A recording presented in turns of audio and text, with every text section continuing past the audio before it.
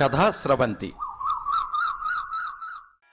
నిరంతర కథాప్రసార వాహిని కథల భాండాగారం కథాస్రవంతిని ఆదరిస్తున్న అభిమాన శ్రోతలకు నమస్కారం.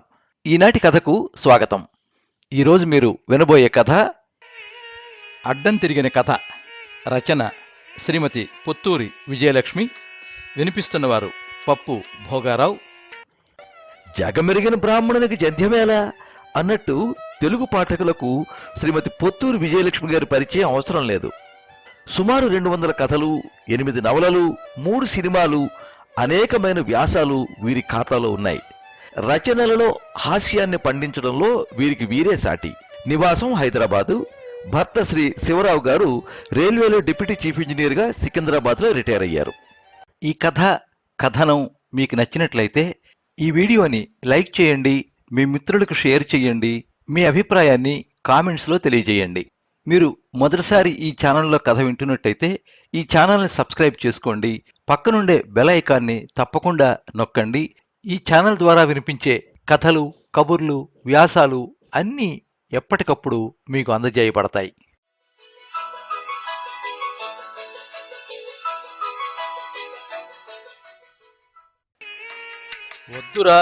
వద్దురా అని చిలక్కి చెప్పినట్టు చెప్పాను, విన్నావా? ఆదర్శం, ఆవకాయ అని గొప్పలు పోయావు. ఇప్పుడు ఏడిస్తే నేనేం చేయను? ఆగ్రహంగా అన్నాడు సాయి. ఒరేయ్, స్నేహితుడి కష్టాల్లో ఉంటే బయటపడే దారి చూపించకుండా నిష్ఠూరాలు ఆడుతున్నావు. ఇది నీకు న్యాయంగా ఉందట్రా? ఏడుపు ఒక్కటే తక్కువ హరికి. పద్మవ్యూహంలో అభిమన్యుడిలా ఉంది నీ పరిస్థితి. ఏం సలహా చెప్పను? చిక్కుముడి పడిపోయింది. జాలిపడ్డాడు సాయి. మరెలా? ఏం చెయ్యను? దీనంగా ప్రశ్నించాడు హరి. ఆ లాయర్ ఏమంటాడో? ఏమీ అనడం లేదు. ఇలాంటి కేసు డీల్ చేయడం పాపం ఆయనకి ఇదే మొదట. తికమక పడుతున్నాడు. ఏంటో నీ కర్మ, ఊబిలో పడ్డట్టయింది నీ పని. కళ్ళు తుడుచుకున్నాడు హరి. అలా డీలా పడకురా. ఇలాంటి సమయంలో ధైర్యంగా ఉండాలి.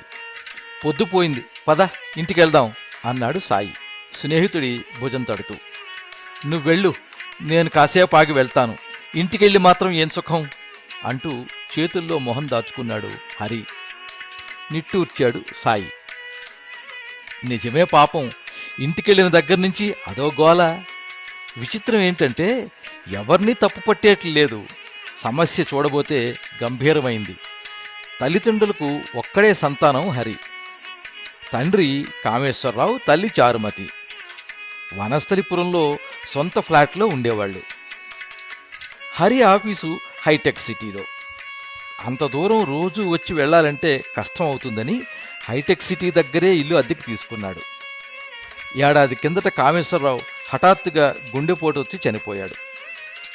చారుమతి ఒంటరిదైపోయింది. కొడుకు దగ్గరికి వెళ్లడం ఆవిడికి ఇష్టం లేదు. టీవీ సీరియళ్లలో అత్తాకోడళ్ల బద్ధవైర్యం లేకపోయినా అత్తాకోడళ్ల మధ్య అంత సఖ్యత కూడా లేదు. కాబట్టి కోడలు బలవంత పెట్టలేదు. వీలున్నప్పుడు వచ్చి ఆవిడ్ని చూసిపోతూ ఉండేవాళ్ళు. చారుమతి భర్తను కోల్పోయిన నెల రోజులకే అదే ఫ్లోర్లో ఆ మూల ఇంటి ఇల్లాలు పార్వతి క్యాన్సర్ వచ్చి చనిపోయింది. పార్వతి భర్త పి నారాయణరావు, పిఎన్ఆర్ అంటారు. ఆ దంపతుల ఏకైక కుమార్తె హరిప్రియ. పెళ్ళయ్యి ఆస్ట్రేలియాలో ఉంటోంది. ఆ రెండేళ్లలోనూ పని మనిషి ఒక్కతే, నాగమ్మ. అది వరకు పెద్దగా పరిచయం లేకపోయినా ఆ తర్వాత చారుమతి, పిఎన్ఆర్లకు పరిచయం ఏర్పడింది. కూర, పచ్చడి అడపాదడప ఆయనకు పంపించేది ఆవిడ. ఈ సేవకు వెళ్తూ తన బిల్లులతో పాటు ఆవిడ బిల్లులు కట్టి వచ్చేవాడు ఆయన. ఒకరి పట్ల మరొకరికి కృతజ్ఞతాభావం ఏర్పడింది. ఆ విషయం వాళ్ల మాటల ద్వారానే పిల్లలకి తెలిసింది. అమ్మా, డబ్బు కావాలా అని కొడుకు అడిగితే, వద్దురా, నిన్ననే పిఎన్ఆర్ గారు బ్యాంకుకి వెళ్తూ ఉంటే తెప్పించుకున్నాను అనేది ఆవిడ. నాన్న ఎలా ఉన్నారు? ఏదైనా వండుకున్నారా అని కూతురు అడిగితే, లేదమ్మా, చారుమతి గారు పచ్చడి కూర పంపించారు. ఆవిడది భారీ చెయ్యి, 2 రోజులకి సరిపోతాయి. ఆవిడ ఉండబట్టి బతికిపోయాను. బయట ఓ కర్రీ పాయింట్ ఉన్న మసాలాలు, గొడ్డు కారాలు తినలేకపోతున్నాను అనేవాడు ఆయన. వినగా వినగా హరిప్రియ మనసులో ఓ ఆలోచన కలిగింది. సమయం చూసుకుని ఆ మాట ఫోన్ ద్వారా హరికృష్ణ చెవిని వేసింది. అదిరిపడ్డాడు హరి. ఈ వయసులోనా అన్నాడు. ఏ తప్పే ఉంది, ఇద్దరూ ఒంటరిగా ఉన్నారు. మీ ఆశ నా ఆశ ఎలాగా లేదు. ఇలా చేస్తే ఒకరికొకరు తోడుగా ఉంటారు. వాళ్ళిద్దరికీ పరస్పరం మంచి అభిప్రాయం కూడా ఉంది అంది హరిప్రియ. హరికృష్ణకి అయోమయంగా అనిపించింది. ప్రాణ స్నేహితుడు సాయికి చెప్పాడు. అతను ముక్క చీవట్లు పెట్టాడు. నీకేమైనా పిచ్చి పట్టిందట్రా? ఈ వయసులో మీ అమ్మకి మళ్ళీ పెళ్లి చేయటం ఏంట్రా నీ బొంద? అది కాదురా, పాపం అమ్మ ఒంటరిగా ఉంది కదా. ఉంటే పెళ్లి చేసేస్తావా? మీ ఇంటికి తీసుకెళ్ళు. మా అమ్మకి మా ఆవిడికి పడదు కదరా. అది ఇంటింటి రామాయణం, వాళ్ళిద్దరికీ నచ్చచెప్పు. మీ ఇంటికి తీసుకెళ్తే మనవలతో ఆవిడి కాలక్షేపం. చిన్న వయసులో భర్త పోతే మళ్ళీ పెళ్లి చేస్తే బాగుంటుంది, కానీ వయసు మళ్ళాక మళ్ళీ పెళ్ళా? జంటలో ఒకరు రాలిపోయాక రెండో వారిని కన్నపిల్లలు ఆదరించాలి. అదే మన సంప్రదాయం. ఊరికే వెర్రిమొర్రి ఆలోచనలు చేయకు అని గట్టిగానే మందలించాడు సాయి. మళ్ళీ హరిప్రియ ఫోన్ చేస్తే ఆ మాటే చెప్పాడు హరి. అవన్నీ బూజుపట్టిన భావాలు. మాకు తెలిసిన ఓ అమెరికన్ జంట ఉన్నారు, జాన్ మార్తా. పాపం వాళ్ళకి మనవాళ్ళలాగే జరిగింది. ఆయనకి 78, ఆవిడికి 72. 2 ఏళ్ల కిందట ఇద్దరూ మళ్ళీ పెళ్లి చేసుకున్నారు. చిలక గోరింకల్లా ఉన్నారు. ఇది మన స్వవిషయం. ఏ దారిని పోయే దానయ్యనో సలహా అడగడం అనవసరం. మా ఆయన మీ ఆవిడ సరేనంటే చాలు. మా ఆయన చాలా సంతోషంగా ఒప్పుకున్నారు. మీ ఆవిడతో మాట్లాడండి. ఆవిడ సరే అంటే అప్పుడు ముందుకు సాగుదాం. ఇంతకీ అసలు వాళ్ళిద్దరూ ఒప్పుకోవాలిగా అంది హరిప్రియ ఆవేశంగా. హరి విషయాన్ని తన భార్య పూజ చెవిలో వేశాడు. ఆమె చాలా ఆనందించింది. ఇప్పుడు వద్దన్న భవిష్యత్తులో అత్తగారు తన ఇంటికి వచ్చేస్తుందేమో అని తెగ టెన్షను. ఆవిడికి పెళ్లి చేసి ఓ అయ్య చేతుల్లో పెట్టేస్తే నిశ్చింతగా ఉండొచ్చు అనుకుంది. అలాగే చేద్దాం. మీరు చేస్తున్న ఈ మంచి పని మరో 10 మందికి ఆదర్శం కావాలి అంది సంబరపడిపోతూ. అక్కడ ఆస్ట్రేలియాలో హరిప్రియ భర్త కూడా ఇలాగే ఆలోచించాడు. తండ్రికి ఈవిడ గారు ఒక్కర్తే. ఇప్పుడు నడిచిపోతోంది. భవిష్యత్తులో ఏం జరుగుతుందో. చీటికి మాటికి ఈ శాల్తీ ఇండియా పరిగెట్టినా కష్టమే, ఆయన తీసుకొస్తానన్నా కష్టమే. కాబట్టి ఇలా చేస్తే తల మీద బరువు దించుకున్నట్టుంటుంది అనుకున్నాడు. పైకి మాత్రం పాపం మామయ్య గారికి ఓ తోడు కావాలి. ఈ ఆలోచన భేషుగ్గా ఉంది అన్నాడు. హరిప్రియ హరికృష్ణ మంచి సమయం చూసుకుని విషయాన్ని అసలు వాళ్ల చెవిలో వేశారు. నిర్ఘాంతపోయారిద్దరూ. తర్వాత నిదానంగా ఆలోచించారు. చారుమతి జీవితమంతా రొటీన్గా సాగిపోయింది. అలా సాగుతూ ఉండగానే హఠాత్తుగా తలకిందులైపోయింది పరిస్థితి. కామేశ్వరరావు సగటు భర్త. భార్య మీద ప్రేమ లేదు, అలా అని కోపమూ లేదు. ఉన్నావా తిన్నావా అని ఏనాడు అడిగిన పాపాను పోలేదు. ఆయన పోయాక పిఎన్ఆర్ గారు చూపిస్తున్న గౌరవం, అభిమానం, పొగడ్తలు ఆవిడికి నచ్చాయి. కొడుకు మళ్ళీ పెళ్లి అనేసరికి గతుక్కుమన్నా తర్వాత బాగానే ఉందనిపించింది. పోయిన కన్ను పోతే పోయింది, ఉన్న కన్ను రామబాణం అన్నట్టు ఆయన ఎలాగూ పోయారు. ఈయన్ని వివాహం చేసుకుంటే శేష జీవితం ఆనందంగా గడుస్తుందేమో అని ఆశ కలిగింది. అటు పిఎన్ఆర్ విషయానికి వస్తే పార్వతి మొదటి నుంచి అనారోగ్యం మనిషే. ఈడుపు కాళ్ళు ఏడుపు మొహం, నీకెక్కడి నుంచి దాపురించిందిరా నిర్భాగ్య జీవుడా అని సామెత చెప్పినట్లు రుసరుసలాడుతూ ఉండేది ఎప్పుడు. చివర్లో క్యాన్సరు. ఆవిడ ఆయన కూడా నరకం అనుభవించారు. తర్వాత చారుమచితో పరిచయం. ఆవిడ వంట, నలగని చీర కట్టుకుని ఠీవిగా ఉండటం పిఎన్ఆర్కు నచ్చేవి. కూతురు ఆ మాట చెప్పగానే తెల్లబోయినా నిదానంగా ఆలోచిస్తే అదేదో బాగానే ఉందనిపించింది. మారుతున్న కాలంతో పాటు మారిన వాళ్ళు సుఖపడతారు అనిపించింది. మొత్తానికి ఇద్దరూ సరే అన్నారు. పార్వతి సంవత్సరీకం అయిపోయాక వాళ్ళిద్దరు వివాహం జరిపించారు పిల్లలు. దగ్గరి వాళ్ళంతా వచ్చి అభినందించారు. పెళ్ళయ్యాక మిగిలిన పనులన్నీ చక్కబెట్టి వెళ్ళిపోయారు ఆస్ట్రేలియా పిల్లలు. ఊళ్ళోని కొడుకు కోడలు కూడా వాళ్ళింటికి వెళ్ళిపోయారు. కొత్త జంట 2 నెలలు ఏం ఆనందంగా గడిపింది. ఆ తర్వాత నుంచి ప్రారంభమయ్యాయి గొడవలు. చారుమతికి 18 ఏళ్లకే పెళ్ళయింది. ఓ మెప్పుదల, గుర్తింపు ఎరగకుండానే వెళ్ళమారిపోయింది జీవితం. భర్త చనిపోయాక పిఎన్ఆర్తో పరిచయం అయింది. మంచి మర్యాద గల వ్యక్తి, సాయం చేసే తత్వం, తనను తన వంటను పొగిడి ఆకాశానికి ఎత్తేస్తుంటే చాలా సంతోషం, తృప్తి కలిగాయి. ఆ సంస్కారవంతుడితో జీవితం పంచుకుంటే అంతే ఆనందం అని ఆశపడింది. తీరా చూస్తే దూరపు కొండలు నునుపు అన్నట్లయింది. పెళ్ళయ్యాక పిఎన్ఆర్ అసలు రూపం బయటపడింది. భయంకరమైన తిండి యావ. ఎంతసేపు చారు, పప్పుచారు పెడతావా, చారు, చేగోడీలు చేస్తావా అని వేపుకు తింటాడు. ఓ అచ్చటా లేదు, ఓ ముచ్చటా లేదు. దానికి తోడు బద్ధకం. కూర్చున్న చోటు నుంచి కదలడు. అన్నీ అందించాలి. నేరకపోయి కట్టుకున్నాను ఈ పిఎన్ఆర్ని. ఈయనతో పోలిస్తే చచ్చి ఏ లోకాన ఉన్నాడో ఆ మహారాజు 1000 రెట్లు నయం అనిపించసాగింది చారుమతికి. 60 దాటయ్యేమో ఓపిక తగ్గిపోయి బాహాటంగా విసుక్కోవడం మొదలెట్టింది. అటు పిఎన్ఆర్ కూడా ఆనందంగా ఏమీ లేడు. ఆయనకి విసిగేస్తోంది.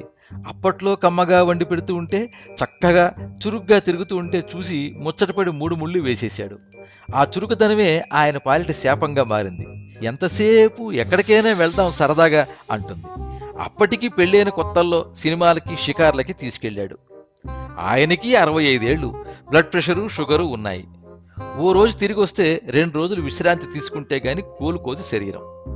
అలాంటి స్థితిలో ఎంత కొత్త పెళ్లి కొడుకైనా అంతకంటే హుషారుగా ఏముంటాడు?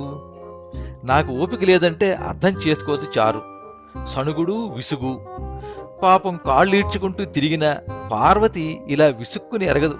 మీలాంటి భర్త దొరకడం నా అదృష్టం అంటూ ఉండేది. పైగా ఏంటో కోరి కొరివితో తలగొక్కున్నట్లయింది అనిపించసాగింది పిఎన్ఆర్కు. రాను వారిద్దరి మధ్య గొడవలు ఎక్కువయ్యాయి. 6 నెలలు గడిచేసరికి ఇక మా వల్ల కాదు, విడాకులు తీసుకుంటాం అని ఖచ్చితంగా చెప్పేశారు ఇద్దరు. పిల్లలు, శ్రేయోభిలాషులు నచ్చ చెప్పారు. కానీ ప్రయోజనం లేకుండా పోయింది.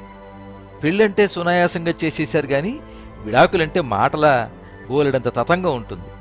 ఆ వయసులో వాళ్ళు లాయర్ల చుట్టూ తిరిగి విడాకులు తీసుకోవటం సాధ్యం కాదు. పిల్లలే పూనుకోవాలి. హరిప్రియ దూరాన ఉంది కాబట్టి ఆ భారం అంతా హరి మీదే పడింది. లాయర్ దగ్గరికి వెళ్ళి వివరాలు చెబితే ఆయన చాలా సంతోషించాడు. ఇటీవల విడాకులు ఎక్కువై లాయర్ల పంట పండుతోంది. పెద్ద వయసు వాళ్ళు కూడా ఇటు పెళ్లి, అటుగా విడాకులు అంటూ ఉంటే అధికస్య అధికం ఫలం అని సంబరపడ్డాడు. విడాకులు మంజూరయ్యే పద్ధతి, అయ్యే ఖర్చు, పట్టే సమయం వగైరా విషయాలన్నీ వివరంగా చెప్పాడు. హరి బుర్ర గిర్రున తిరిగింది. అవన్నీ మామూలు కేసుల్లో. పెద్దవాళ్ళు వీళ్ళకి ఇవన్నీ అవసరం అంటారా లాయర్ గారు అని అడిగాడు. విడాకుల విషయంలో సీనియర్ సిటిజన్లకి రాయితీలు ఇవ్వడం లేదండి, కావాలంటే నా ఫీజులో ఇస్తానులేండి అన్నాడు లాయరు. విడాకులు తీసుకోవాలనే దంపతులు కొన్నాళ్లు విడిగా ఉండాలి. పిఎన్ఆర్, చారుమతుల విషయం అంతా గందరగోళంగా తయారైంది. వాళ్ళిద్దరికీ పెళ్లి చేసిన వారి పిల్లలు వాళ్ళు విడిపోతారని కలలోనైనా ఊహించలేదు. కాబట్టి కొన్ని పనులు చేసేశారు. పిఎన్ఆర్ ఉంటున్న ఇల్లు పార్వతికి పుట్టింటి వాళ్ళు ఇచ్చింది. అది ఎప్పటికైనా నాకు రావాల్సిందే కదా, నాన్నగారు ఎలాగో చారమ్మ దగ్గరే ఉంటారు, ఇంకో ఇల్లెందుకు అనేసి ఆ ఇల్లు అమ్మి డబ్బు పట్టుకుపోయింది హరిప్రియ. చారుమతికి భర్త పోయాక పింఛను వచ్చేది. ఆవిడ మళ్లీ పెళ్లి చేసుకుంటే అది ఆగిపోతుంది. హరి తల్లికి పెళ్లి తలపెట్టగానే ఆ ముక్క ప్రభుత్వం వారికి తెలియజేశాడు. వాళ్ళు పింఛను ఆపేశారు. ఫలితం పిఎన్ఆర్కి ఇల్లు లేదు, చారుమతికి పింఛను లేదు. ఆ విషయం తెలుసుకుని ఇద్దరూ నెత్తి నోరు బాదుకున్నారు. పిఎన్ఆర్ నా కొంప ముంచేశాడు అని ఆవిడేడిస్తే, ఈ చారుమతి కారణంగా నాకు నిలవనీడ కూడా లేకుండా పోయిందే అని ఆయన గగ్గోలు పెట్టాడు. ఈ విషయం ప్రభుత్వం వారికి తెలియజేస్తే మళ్ళీ నా పింఛన్ నాకు ఇస్తారేమో అంది చారుమతి. కనుక్కున్నాడు హరి. అలా వీల్లేదు, నిబంధనలు ఒప్పుకోవు. విడాకులు మంజూరు చేసే సమయంలో ఆవిడకు మనోవర్తి చెల్లించాలని ఆయనకు ఆదేశాలిస్తారు. ఆ డబ్బు ఆవిడకు వస్తుంది అన్నారు అధికారులు. ఇలా జరిగింది మరి. అప్పుడు నువ్వు పట్టుకెళ్ళిన డబ్బు నాకిస్తే నేనిక్కడ ఓ చిన్న ఇల్లు కొనుక్కుంటాను అని కూతుర్ని అడిగాడు పిఎన్ఆర్. ఎలా నాన్నగారు, అదంతా మీ అల్లుడికి ఇచ్చేశాను. ఆయన చేతుల్లో పడితే ఇక అంతే సంగతులు. మీకు తెలుసుగా, గాలికి పోయిన పేలపిండి కృష్ణ అర్పణం. నేను మానేసిన ఉద్యోగంలో మళ్ళీ చేరతాను. నిదానంగా ఏదో ఏర్పాటు చేస్తాను అంది హరిప్రియ. హరితో మాట్లాడింది. ఏంటో కర్మ, అక్కడ జాన్ మార్తా లక్షణంగా ఉన్నారు. వీళ్ళకే పడకుండా పోయింది. నేనేమో దూరాన ఉంటాను. అన్నీ నువ్వే చూసుకోవాలి హరి భయ్యా. విడాకుల ఖర్చులో సగం నేను భరిస్తానులే అంది. ఇక హరికి తప్పలేదు. తనకొచ్చే పింఛనుతో విడిగా ఇల్లు తీసుకుని ఉండటం కష్టం పిఎన్ఆర్కి. అందుకే ఓ పీజీ అకామిడేషన్ చూసి సామానుతో సహా అతన్ని అక్కడికి తరలించాడు. చారుమతిని తన దగ్గరికి రమ్మన్నాడు. యుద్ధం అయిపోవస్తుండగా ఇకనైనా నా మాట విని సంధి చేసుకో అని మండోదరి చెబితే రావణాసురుడు మండిపడింది చారుమతి. ఇంత అయ్యాక ఇప్పుడెందుకు నీ దగ్గరికి? అన్నీ బాగుండగానే నా పొడగట్టిన నీ భార్య ఇప్పుడు నన్ను నెత్తిన పెట్టుకుంటుందా? నేను రాను అనేసింది. తల్లిని అలా వదిలేయలేక ఎప్పటికప్పుడు ఆవిడికి సరిపడా డబ్బు ఇస్తున్నాడు హరి. ఉరుమి మంగళం మీద పడ్డట్టు అందరి మధ్య తను ఇరుక్కుపోయాడు. అతనిది సాఫ్ట్వేర్ ఉద్యోగం, చచ్చేంత పని. శని ఆదివారాల్లోనే కాస్త ఆట విడుపుగా భార్యా పిల్లలతో గడిపేవాడు. తల్లి విడాకుల పర్వం ప్రారంభమయ్యాక ఆ మాత్రం తీరిక కూడా లేకుండా పోయింది. లాయర్ చుట్టూ తిరగడం, ఆయన అడిగిన రుజువులు కాగితాలు అందించడం, అటు తల్లిని ఇటు సవతి తండ్రిని పలకరిస్తూ వాళ్ళ బాగోగులు చూసుకోవటం, ఇదే పని. ఏంటిది హరికృష్ణ, ఉన్నపాటున పని ఆపేసి పరిగెడుతున్నావు? ఇలా అయితే ఎలా అని బాస్ మందలిస్తున్నాడు. పూజ శనికి చంపేస్తోంది. నేను పడలేను బాబు, ఈసారి నీతో నేను వస్తాను లాయర్ దగ్గరికి, మనం కూడా ఓ అర్జీ పడేద్దాం విడాకులకి అని మండిపడిపోతోంది. ఎలాగైతేనే పిఎన్ఆర్ చారుమతులకు విడాకులు మంజూరయ్యాయి. ఆలోగా పిఎన్ఆర్ 3 చోట్లకు మారాడు. ఎక్కడా నచ్చట్లేదు ఆయనకి. వచ్చే పింఛన్లో చారుమతికి కొంత మనోవర్తి ఇవ్వాల్సి రావడంతో ఆయన ఆర్థిక పరిస్థితి ఇంకాస్త దిగజారింది. ఆ సమయంలోనే పిఎన్ఆర్ తమ్ముడికి గ్రీన్ కార్డు వచ్చింది. ఆయన భార్యా సమేతంగా అమెరికా వెళ్ళిపోవాలని నిర్ణయించుకున్నాడు. ఆయనది ఊరు చివరన సొంత ఇల్లు, దాని చుట్టూ వనంలో మొక్కలు చెట్లు. అద్దెకిచ్చినా ఎవ్వరూ రారు. అందుకని అన్నగారిని అక్కడికి వెళ్ళి ఉండమన్నాడు. పిఎన్ఆర్ కూడా ఈ ఆలోచన నచ్చింది. అక్కడికి వెళ్ళిపోయాడు. బాగానే ఉంది, చక్కగా ఆశ్రమంలో ఉన్నట్టుంది అని కాస్త సంతృప్తి పడ్డాడు. చారుమతి కూడా జరిగిన అనుభవంతో విసిగిపోయి టూరిస్ట్ బస్సుల్లో పర్యటనలకు వెళ్లడం ప్రారంభించింది. విడాకుల సమయంలో హరిప్రియ వచ్చి వెళ్ళింది. హరిభయ్య కాస్త వీలు చూసుకుని నాన్నగారికి ఫోన్ చేస్తూ ఉండు అని చెప్పింది. వ్యవహారం చక్కబడినందుకు తృప్తిగా ఊపిరి పీల్చుకున్నాడు హరి. హఠాత్తుగా ఓ రోజు అర్ధరాత్రి హరిప్రియ ఫోన్ చేసింది. హరిభయ్య, ఇందాక నాన్నగారితో మాట్లాడాను. ఆయనకి ఆవిడెవరో పొద్దున రాత్రి క్యారేజీ తెచ్చిపెడుతోందట కదా. ఆవిడ్ని తెగ పొగిడేశారు. పేరుకు తగ్గట్లే కనకం, 40 ఏళ్ళు, ఇంకా పెళ్లి కాలేదు. ఎవరైనా రెండో పెళ్లివాడు, పింఛను వచ్చేవాడు దొరికితే పెళ్లి చేసుకుందాం అనుకుంటోంది అని హుషారుగా చెప్పారు. ఒకసారి పళ్ళు రాలగొట్టుకున్నాం, ఇక ఓపిక లేదు. నువ్వు వెంటనే వెళ్ళి ఆ కనకాన్ని తప్పించి ఆయనకి వేరే చోట భోజనం ఏర్పాటు చెయ్యి, లేకపోతే ఆయన్నే ఇల్లు మార్పించు. అశ్రద్ధ చెయ్యకు హరిభయ్యా అంది భయంగా. అడ్డం తిరిగిన కథ. రచన శ్రీమతి పొత్తూరి విజయలక్ష్మి.